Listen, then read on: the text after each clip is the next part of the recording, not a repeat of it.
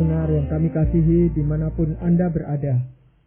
Anda kembali bersama kami pada acara Telaga, Tegur Sapa Gembala Keluarga. Saya Gunawan Santoso bersama Ibu Idayanti Raharjo dari Lembaga Bina Keluarga Kristen telah siap menemani Anda dalam sebuah perbincangan dengan Bapak Pendeta Dr. Paul Gunadi. Beliau adalah seorang pakar dalam bidang konseling dan dosen di Seminari Alkitab Asia Tenggara, Malang. Pada kesempatan kali ini kami akan berbincang-bincang tentang dua pribadi yang disatukan. Kami percaya bahwa acara ini pasti akan sangat bermanfaat bagi kita sekalian. Dari studio kami ucapkan selamat mengikuti. Pak Paul, bicara tentang pernikahan, yang kami sadari adalah pernikahan itu adalah dua pribadi yang disatukan gitu Pak Paul. Maksudnya saya sadar bahwa saya punya pribadi, istri saya juga sadar bahwa dia pun seorang yang berpribadi, pribadinya itu sendiri gitu Pak Paul ya. Nah, kadang-kadang kesadaran itu justru bisa menimbulkan ketegangan di antara hubungan suami istri. Nah sebenarnya bagaimana itu prosesnya Pak, pribadi itu sendiri? Ada anggapan ya Pak Gun bahwa setelah kita menikah maka dua pribadi atau dua orang itu menjadi satu dalam pengertian masing-masing kehilangan pribadinya atau dirinya. Sesungguhnya yang terjadi adalah bukannya dua orang itu membentuk suatu pribadi yang baru. Sesungguhnya yang terjadi adalah dua orang itu tetap mempertahankan pribadi masing-masing atau diri masing-masing, tapi dia akan belajar untuk hidup bersama dengan yang lainnya. Jadi dalam hubungan ini tidak harus ada yang namanya perubahan gaya hidup, perubahan tutur kata, dan juga harus ada unsur penahanan diri. Misalkan mau berbuat sesuatu, istri tidak mau, ya harus mengalah, tidak langsung melakukannya, dan sebagainya. Jadi dua unsur itu harus ada. Tapi jadi, pribadinya masih masing-masing itu sebetulnya masih ada. Tetap bertahan dengan keunikannya gitu Pak Pal ya. Betul. Jadi itu lebih bersifat penyesuaian gitu Pak Pal ya. Ada suatu masa di dalam pernikahan itu di mana kita masing-masing menyesuaikan supaya bisa ya rukun gitu toh di dalam kehidupan ini. Betul. Jadi bukannya kepribadian kita itu, keunikan kita itu lenyap karena kita sudah menikah dengan pasangan kita. Justru yang sehat adalah kita ini mempertahankan kepribadian kita. Nah, di dalam siaran yang lalu kita juga telah membicarakan mengenai kepribadian. Jadi itu adalah hal yang unik tentang diri kita. Kita misalkan orang yang lebih bersifat sanguin atau yang lebih bersifat melankolik, itulah keunikan kita. Dan keunikan itu tidak harus diubah sewaktu kita menikah dengan pasangan kita. Yang tidak sehat justru adalah gara-gara kita menikah, kita ini harus seolah-olah mengubah kepribadian kita. Misalkan kita orang yang senang untuk cerita, untuk ngobrol, senang tertawa, misalnya kita kuat di sanguinnya. Tapi gara-gara kita menikah dengan suami kita yang sangat pragmatik dan dia tidak suka kita ini misalnya tertawa dan senang, akhirnya kita harus tutup mulut, tidak bisa menjadi diri kita lagi. Nah justru itu tidak baik, karena akhirnya kita akan menderita. Kita tidak bisa akhirnya hidup dengan kepribadian yang lain itu. Tuhan sudah memberikan kita keunikan, dan kita sebaiknya ya hidup secara natural dengan yang Tuhan telah berikan itu. Kalau kita mencoba mengubah-ubah untuk menjadi seperti yang diinginkan oleh pasangan kita, akhirnya saya kira kita tidak akan bisa bertahan lama dalam kerangka atau peran tersebut. Ya, tapi kita memang punya kecenderungan itu Pak Paul. Mau menjadikan orang lain itu seperti diri kita gitu Pak Paul. Betul. Dengan harapan lebih gampang komunikasinya. Betul sekali. Sebenarnya di sana kita sudah mencoba untuk merusakkan apa yang Tuhan berikan, keunikan yang Tuhan berikan kepada pasangan kita itu gitu Pak Paul. Betul. Tapi menurut pengalaman Pak Paul, itu dibutuhkan waktu yang panjang atau tidak terlalu lama? Orang itu bisa menyesuaikan pribadinya tadi, Pak. Sebetulnya bisa cukup lama, Pak Gunawan. Jadi sebetulnya proses penyesuaian diri itu berlangsung seumur hidup. Ya. Namun bisa kita katakan yang paling berat adalah 5 tahun pertama setelah kita menikah. Oleh sebab itulah, menurut statistik yang pernah dipublikasikan juga ya di Amerika Serikat, datanya tapi ini sudah lama, sekarang saya tidak tahu lagi. Namun pernah dikatakan bahwa usia yang paling rawan untuk terjadinya perceraian adalah 5 tahun pertama setelah pernikahan. Atau malah ada yang mengkategorikan 3 tahun pertama setelah pernikahan. Dan tahapan kedua adalah kira-kira usia sekitar 45 hingga 55 atau usia setengah baya. Itu juga adalah kelompok usia yang rawan terhadap perceraian. Begitu. Yang pertama sebetulnya penyesuaian. Karena dua orang itu berkumpul dalam satu rumah dan harus menyesuaikan diri. Jadi 3 atau 5 tahun pertama memang masa tersulit. Tapi sebetulnya tahapan kedua, yakni usia setengah baya, sekitar 45 hingga 55, masalah utamanya sama, yaitu penyesuaian. Karena apa? Pada usia setengah baya itu kita kehilangan peran sebagai orang tua. Anak-anak sudah mulai besar. Anak-anak sudah ada yang sudah menikah misalnya, ada yang sudah usia 20 ke atas. Akhirnya kita pun kehilangan peran sebagai seorang ayah atau ibu dan suami dan istri. Dan kita ini kembali harus menyesuaikan diri sebagai orang yang tiba-tiba kehilangan peran itu. Dan menyesuaikan diri hidup lagi dengan istri atau suami kita tanpa ada komitmen untuk merawat, memberi makan anak kita. Nah, biasanya itu juga adalah masa yang rawan untuk terjadinya perceraian. Iya, Bapak. Jadi pribadi-pribadi ini yang disatukan oleh Tuhan dalam sebuah pernikahan, Bapak, itu kan menjadi suatu kesatuan yang unik juga, Bapak. Karena masing-masing ini unik tadi Bapak katakan. Betul. Nah, tentu ini kan juga suatu pasangan itu kan suatu bentukan yang unik lagi dari Tuhan. Betul. Meskipun tadi saya sudah singgung bahwa kita tidak kehilangan kepribadian kita ya. Iya. Sebelumnya saya berkata lebih lanjut, saya mau memperjelas bahwa yang kita maksud dengan pribadi adalah diri ya. Diri. Sedangkan kepribadian adalah ciri yang khas atau sifat-sifat yang khas yang terkait dalam atau yang terkandung dalam diri kita itu. Watak. Jadinya wataknya ya, betul. Yang tadi saya mau singgung adalah bahwa kepribadian kita itu meskipun tidak hilang, suatu disatukan dalam pernikahan dan terus ada, tapi pada akhirnya dalam penyesuaian hidup kita seolah-olah memang akan membentuk suatu kepribadian yang netral antara kita berdua. Dan itu adalah proses yang alamiah. Jadi dua orang yang menikah dan akhirnya berhasil ya mencocokkan diri, menyesuaikan diri, akhirnya memang sedikit banyak akan lebih mendekati karakteristik atau kepribadian pasangannya.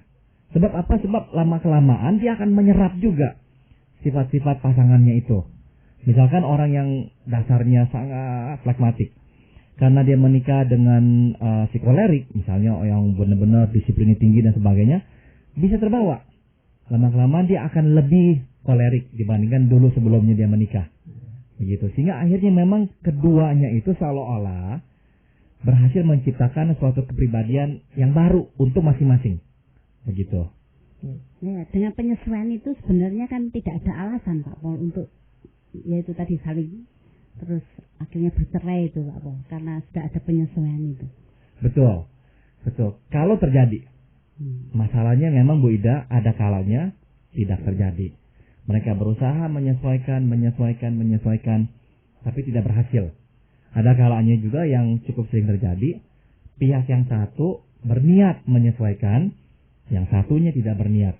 Yang satunya berkata, saya mau belajar, tolong saya untuk memahami kamu.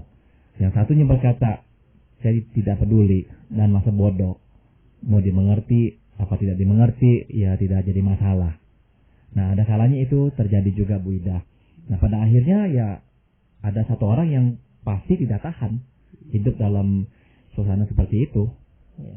Dalam hal itu Pak Paul, itu yang menentukan itu kematangan pribadi atau kematangan kepribadian seseorang. Kematangan pribadi ya, saya boleh pribadi. katakannya. Jadi makin dia itu matang sebagai seseorang, gitu ya Pak Paul ya. Betul. Sebab kepribadian itu adalah yang ada ya, Iya, tidak bisa kita katakan matang, tidak matang lagi. Iya, itu sudah ada. Gitu Sudah ya. ada aja. Tipenya seperti apa ya udah, dia kolerik ya kolerik, nggak ada kolerik yang matang apa nggak matang. Iya. Tadi Pak Paul menyinggung satu istilah tentang karakteristik. Sebenarnya karakter itu apa Pak Paul? Ada orang yang memang menggunakan istilah karakter dan kepribadian secara silih berganti sama. Iya. Nah, tapi saya pribadi ya, saya ingin membedakannya. Jadi ini masalah semantik saja sebetulnya. Saya memberikan definisi karakter itu secara rohani. Sedangkan kepribadian itu secara psikologis. Jadi waktu saya berkata karakter, saya tidak lagi membicarakan tipe kepribadiannya itu sanguin atau flegmatik atau apa.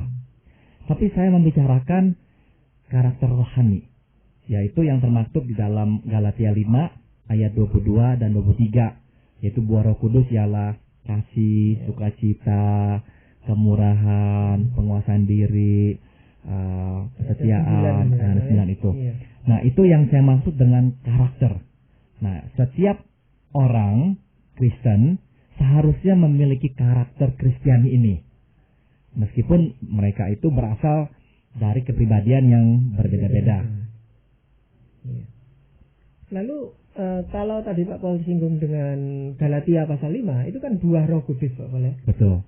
Nah, apakah orang yang katakan tidak Kristen gitu ya Pak Paul ya, lalu tidak punya karakter? Punya. Tapi karakternya? Jadi itu bagus sekali. Nah, karakter seperti kesabaran, seperti kesetiaan, penguasaan diri, itu juga bisa dimiliki oleh orang lain, meskipun mereka juga bukan orang Kristen. Nah, tapi pertanyaannya adalah, jadi apa bedanya? Karakter Kristiani dan yang lain itu apa bedanya? Nah, sebetulnya dalam hal karakter itu sendiri, kalau orang lain pun memiliki karakter seperti itu, ya, kalau memang persis sama dengan yang digambarkan di dalam Alkitab, ya kita bisa katakan memang itulah karakter Kristiani, karakter yang seharusnya dimiliki oleh seorang Kristen. Tapi juga bisa dimiliki oleh orang lain. Bisa itu. Jadi ada orang yang sabar, ada orang yang memang murah hati, ada orang yang bisa menguasai diri. Seperti itu. Mungkin itu yang menjadi citra Allah di dalam diri seseorang itu secara umum. Betul. Ya, tetapi bagi kita, itu orang-orang Kristen itu merupakan buah dari Roh Kudus gitu ya. Betul. Jadi bukan diusahakan, tetapi merupakan buah. Karena Roh Kudus tinggal di dalam diri kita dan dia berkarya, lalu muncul itu gitu Pak. Dan kita berjalan dalam pimpinan Roh Kudus. Gitu. Jadi memang harus ada juga usaha kita untuk tunduk pada kehendak Tuhan, untuk bisa menguasai diri, untuk memenaatinya. Nah, suatu kita mencoba hidup sesuai dengan kehendak Tuhan, secara otomatis buah Roh Kudus itu muncul dengan sendirinya. Jadi itu lewat proses ya Pak Paul. Betul sekali Bu Ida. Biasanya itu yang memakan waktu lama. Dan seringkali yang terjadi adalah ada aspek tertentu dari buah Roh Kudus yang lebih susah muncul dalam diri kita. Ada orang yang misalnya memang bawaannya sabar dari dulu juga. Jadi sebelum dia kenal Tuhan Yesus, dia memang sudah menjadi orang yang sabar. Nah, tapi misalkan dalam hal kemurahan hati, dia kurang sekali. Sangat egois misalnya. Nah, dalam hal itulah Tuhan akan terus menggosok dia ya, agar bisa akhirnya berubah seperti yang Tuhan kehendaki. Tapi kemungkinan pasti bisa ya Pak Paul ya. Bisa. Secara sempurna seperti yang tertera dalam ayat 22, secara keseluruhan atau itu bisa mungkin atau tidak Pak Paul? Mungkin. Sebab Tuhan sendiri pernah berkata di Matius ya pasal 6, hendaklah engkau sempurna seperti Bapamu yang di surga sempurna. Jadi Tuhan tidak akan memberikan kita perintah yang tidak bisa kita jalankan. Nah, di dalam pernikahan Pak Paul, dua pribadi yang disatukan oleh Tuhan itu, apakah terus-menerus mesti dibina supaya pribadi itu kan berkembang terus Pak Paul ya, dengan buah-buah Roh Kudus yang ada di dalam dirinya dan sebagainya. Nah itu caranya bagaimana Pak Paul? Kita membina pribadi itu. Maksudnya agar bisa ketemu di tengah gitu ya? Iya, supaya ya kita tentu mengharapkan gesekan-gesekan itu makin lama makin berkurang. Kita bisa saling lebih mengasihi itu Pak Paul. Tadi saya membaca sebuah buku yang ditulis oleh pendeta Charles Swindoll yang berjudul The Grace Awakening. Jadi kebangunan anugerah. Dalam buku itu beliau memang menekankan bahwa kita sebagai orang Kristen haruslah hidup bebas di dalam anugerah Allah, tidak lagi diikat oleh tuntutan hukum Taurat, sepertinya begitu. Nah, salah satu ayat yang dia gunakan untuk supaya kita itu bisa hidup dengan lebih bebas dengan orang lain adalah Roma 14 ayat 1 yang berbunyi, terimalah orang yang lemah imannya tanpa mempercakapkan pendapatnya. Jadi dengan kata lain, waktu kita bergaul dengan orang, kita akan menemukan bahwa orang ini kok tidak seperti saya. Dia kok lemah dalam hal ini, saya kok lebih baik dari dia. Nah, kecenderungan kita adalah kita tidak mau menerimanya. Nah, firman Tuhan meminta kita untuk menerima orang lain meskipun kita anggap dia itu lebih lemah dari kita. Nah, dalam konteks pernikahan ada kalanya itu yang terjadi. Bukankah suatu kita melihat bahwa istri kita berbeda dari kita, kita bukan berkata dia berbeda, tapi dia lebih lemah dari kita. Seringkali begitu. Cenderung merendahkan itu. Betul. Dengan kata lain, perbedaan akhirnya diisi oleh bobot penilaian atau penghakiman gitu. Kamu memang lemah dalam hal ini, kamu memang kurang kuat dalam hal ini, kamu memang kurang bisa dalam hal ini. Nah, saya menyadari ada hal-hal yang memang kita kurang mampu lakukan, kurang bisa lakukan, itu juga ada. Tapi saya kira cukup sering kita akhirnya menggunakan pelabelan itu. Nah, jadi untuk menjawab yang tadi Pak Gunawan tanyakan, saya kira prinsip atau langkah pertama adalah berusaha menerima kelemahan-kelemahannya.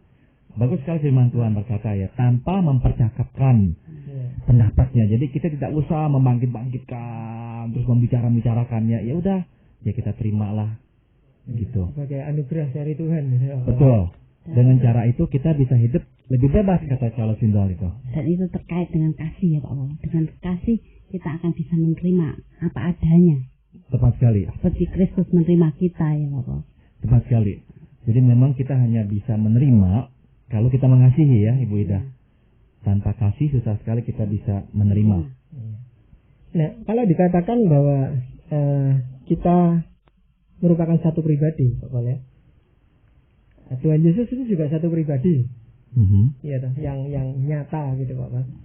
Nah, yang ingin saya tanyakan adalah apakah pribadi ini seperti saya itu kan beda dengan pribadi Tuhan Yesus itu, Pak Paul.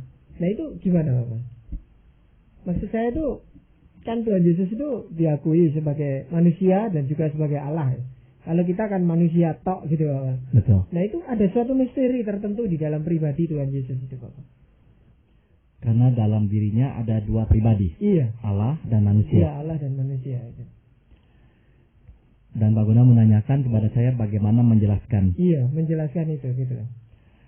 Sangat sulit sekali menjelaskannya Pak Gunawan ya. Karena suatu kita menjelaskan sesuatu, kita harus mempunyai tolok ukur atau standar acuan untuk menjelaskannya. Tanpa adanya standar acuan itu, kita akan kesulitan menjelaskannya. Nah, dalam hal ini memang sulit sekali menjelaskan tentang perpaduan yang sempurna antara pribadi Allah dan manusia dalam satu pribadi itu. Karena tidak ada acuan sebelumnya.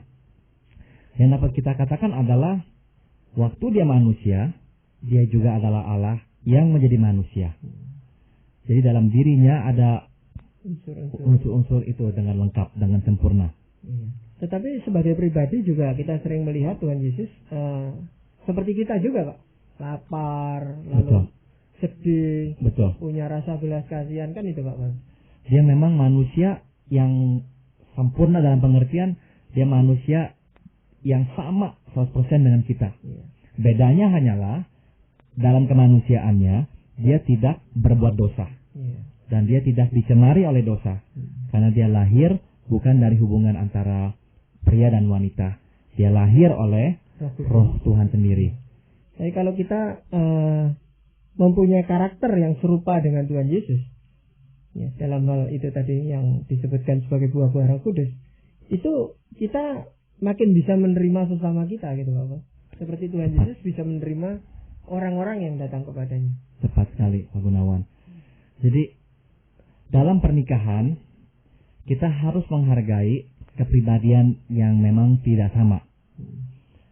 Untuk bisa menyatukan kedua kepribadian manusia itu dalam satu wadah pernikahan, yang diperlukan adalah karakter Kristiani kita. Ya. Jadi tidak peduli kita itu sanguin, flekmatik, melankolik, atau kolerik.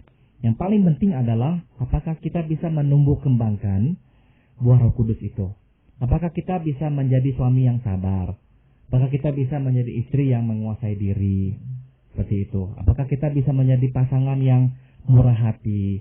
Apakah kita bisa menjadi suami dan istri yang setia terhadap satu sama lain? Nah, jadi akhirnya yang paling penting adalah karakter Kristiani itu. Itu yang perlu kita tumbuh kembangkan. Kita tidak usah berupaya mengubah kepribadian pasangan kita. Ya.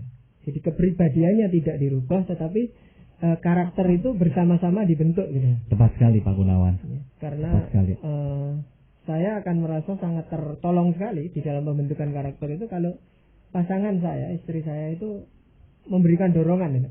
Betul. Memberikan motivasi supaya kita bersama-sama mewujudkan karakter Kristiani itu tadi, Bapak. Betul, betul.